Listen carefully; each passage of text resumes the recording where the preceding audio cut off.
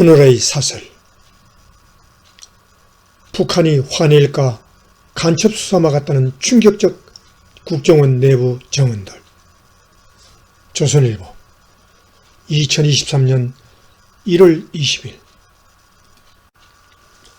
문재인 정부 당시 국가정보원이 민주노총 핵심 간부들의 북한 공작원 접촉 사실을 확인하고도 윗선의 반대로 5년간 수사를 하지 못했다는 내부 폭로가 나왔습니다. 간첩수사에 북한이 반발해 남북관계가 악화될까봐 국정원 수뇌부가 수사 허가를 내주지 않았다는 것입니다. 간첩을 잡고 대북 정보를 수집해야 할 국정원이 오히려 간첩 수사를 방해하고 북한의 대남 공작을 도왔다는 얘기입니다.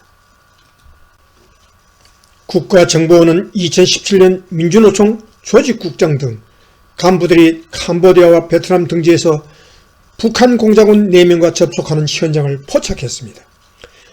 당시 영상과 사진 등 다수의 증거 자료를 확보했다고 합니다.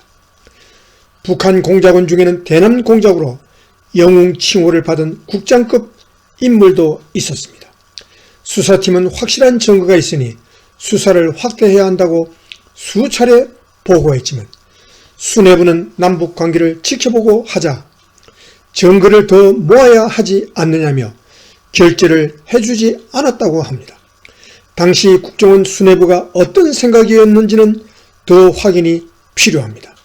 하지만 2017년에 물증을 확보하고도 정권이 바뀔 때까지 5년 동안 수사가 답보 상태였던 것은 사실입니다. 그 시기에 문재인 정부는 남북, 미북 정상회담 등 대북 이벤트에 정신이 팔려 있었습니다. 북한이 반발해 이벤트가 깨질까봐 명백한 간첩 혐의 수사를 막았을 가능성이 있습니다.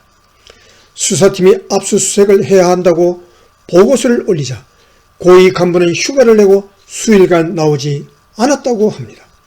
계속 결재를 안 하면 직무유기가 되고 수사하지 말라고 지시하면 문제가 되기 때문에 아예 자리를 비웠다는 얘기입니다. 친문 판사가 문 정권의 불리한 재판을 안 하려고 휴가를 간 일을 떠올리게 합니다. 국정원 수사가 중단된 사이 민노총 간부들은 3년간 북한 공작원과 수차례 접촉했습니다. 2019년 미, 북 간 비핵화 협상이 진행되는 동안에는 중국 다롄에서 만났습니다. 북으로부터 돈을 받은 정황도 나왔습니다. 이들은 민노총 내부의 세력을 넓혔고 창원, 진주, 제주 등 전국의 지하 조직이 만들어졌습니다. 국정원의 수사 중단으로 간첩 조직이 전국에서 활개치게 된 것입니다. 문재인 정부는 국정원을 간첩 수사나 대북 정보 수집기관이 아닌 남북대화 창구로 변질시켰습니다.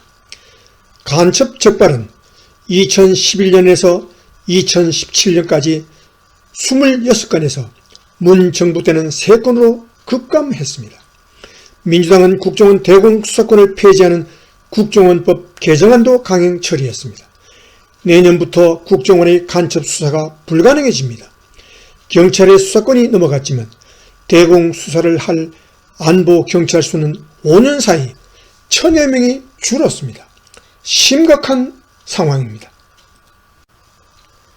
세계에 간첩을 봐주고 내버려두는 나라는 없습니다. 상대국과 어떤 대화를 해도 뒤에서 정보기관은 치열하게 활동합니다. 그게 정상적인 나라입니다.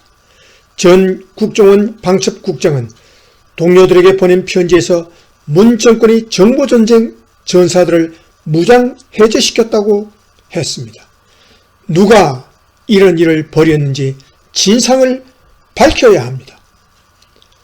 출처 조선일보.com.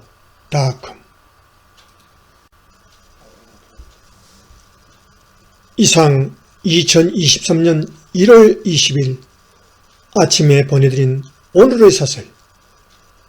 북한이 화낼까 간첩 수사 막았다는 충격적 국정원 내부 정언들이었습니다.